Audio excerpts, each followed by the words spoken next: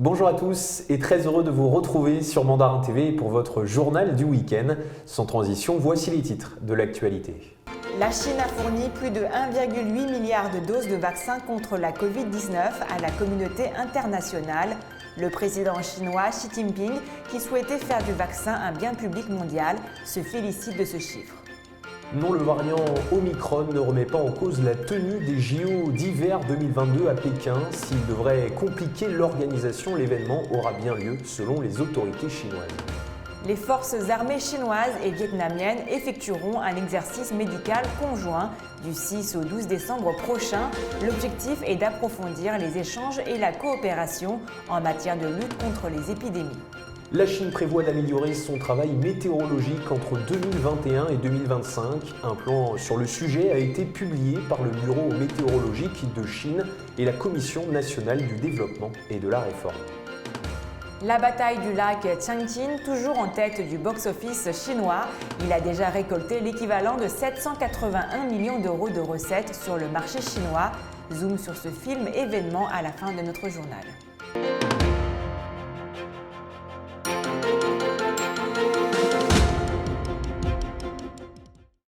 Faire du vaccin chinois un bien public mondial, voilà l'objectif que s'était fixé le président Xi Jinping.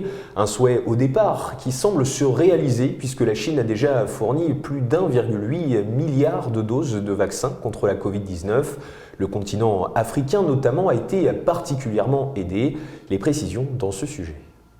Il s'était engagé à faire du vaccin un bien public mondial. À ce jour, la Chine a déjà fourni plus d'1,8 milliard de doses de vaccins contre la Covid-19 à plus de 120 pays et organisations internationales. Une promesse presque tenue donc, puisque le pays s'était engagé à fournir un total de 2 milliards de doses de vaccins au monde. Selon un bilan établi le 12 novembre dernier, la Chine avait déjà fourni plus de 70 millions de doses de vaccins au programme COVAX et mène une production conjointe de vaccins avec 19 pays en développement. Lors du récent sommet spécial ASEAN-Chine pour commémorer le 30e anniversaire des relations de dialogue ASEAN-Chine, la Chine avait déclaré qu'elle était prête à œuvrer avec les pays membres de l'ASEAN pour construire un bouclier de santé pour la région. Dans le cadre de cette initiative, la Chine s'était dite disposée à faire don de 150 millions de doses de vaccins supplémentaires contre la Covid-19 aux pays membres de l'ASEAN. En outre, elle s'engageait à verser 5 millions de dollars supplémentaires au fonds de réponse de l'ASEAN à la Covid-19 et renforcer la production conjointe de vaccins et les transferts de technologies.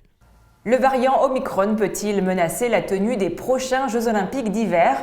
La réponse est non selon les autorités chinoises. S'il devrait compliquer l'organisation, l'événement aura bien lieu. Pour rappel, il se déroulera du 4 au 20 février prochain.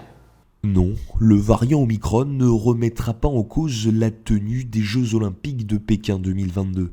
Si le gouvernement chinois a reconnu mardi que cette nouvelle souche du Covid-19, pas encore détectée en Chine, mais qui sévit actuellement en Europe, serait synonyme de difficultés supplémentaires, il a réaffirmé sa confiance dans la réussite de l'événement qui doit se tenir du 4 au 20 février prochain.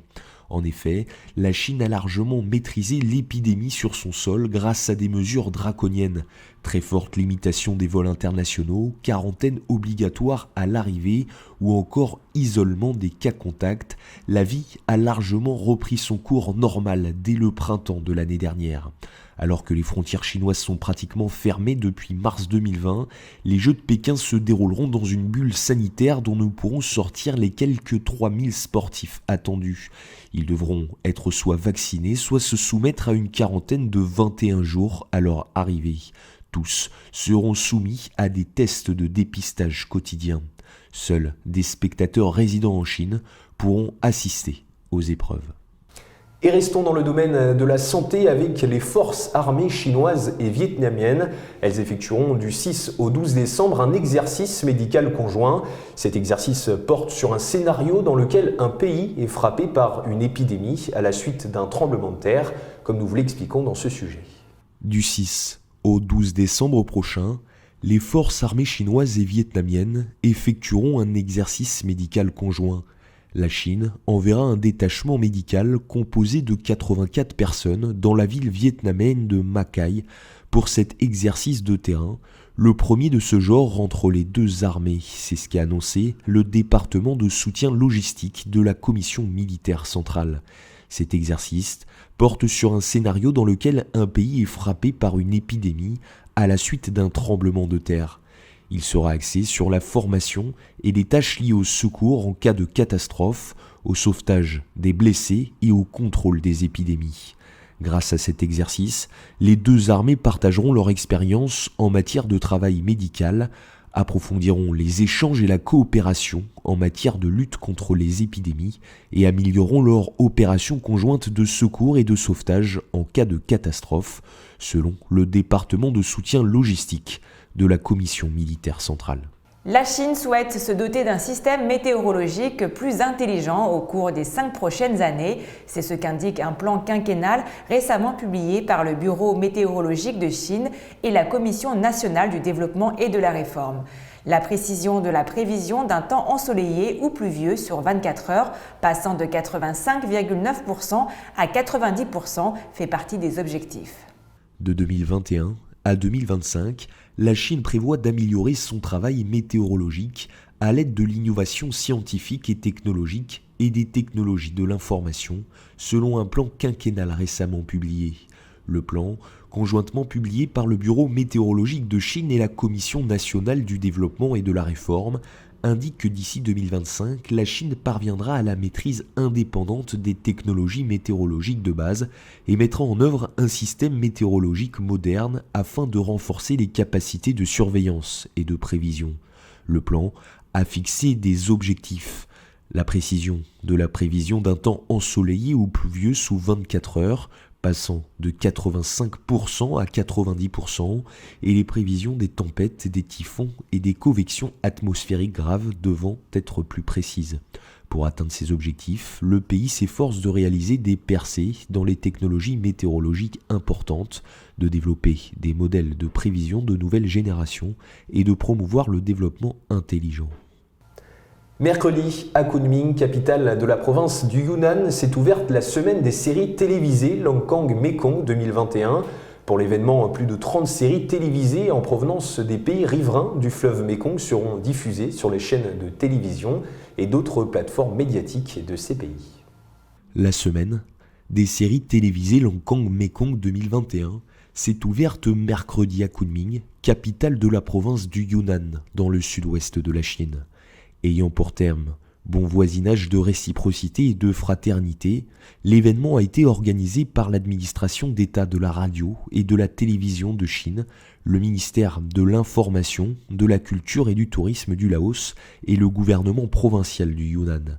Le Mekong, également connu sous le nom de fleuve Langkang en Chine, est une voie navigable transfrontalière importante entre la Chine, le Laos, le Myanmar, la Thaïlande, le Cambodge et le Vietnam.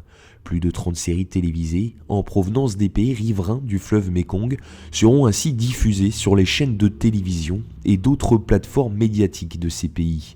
La cérémonie d'ouverture a également été marquée par le dévoilement d'un documentaire sur le chemin de fer Chine-Laos, caractérisé par la coopération entre les deux pays sur ce projet gigantesque. La Chine s'est dite disposée à travailler avec les pays bordant le fleuve Mekong pour promouvoir la coopération dans les domaines du contenu et de la technologie.